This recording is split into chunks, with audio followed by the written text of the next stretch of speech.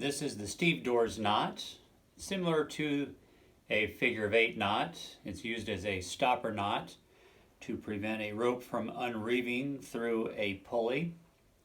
Stevedore refers to a dock worker or one who loads and unloads ships.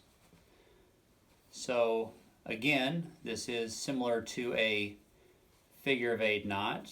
So here we are making a figure of 8 knot. The difference is with the Stevedore's knot, we will take one extra turn around the standing part of the rope, and then we will pull that through the loop. And as we fare this knot and pull through, we will see finally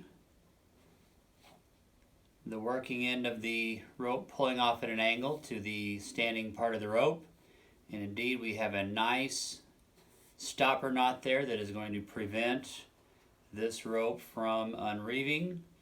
And this is the Stevedore's knot.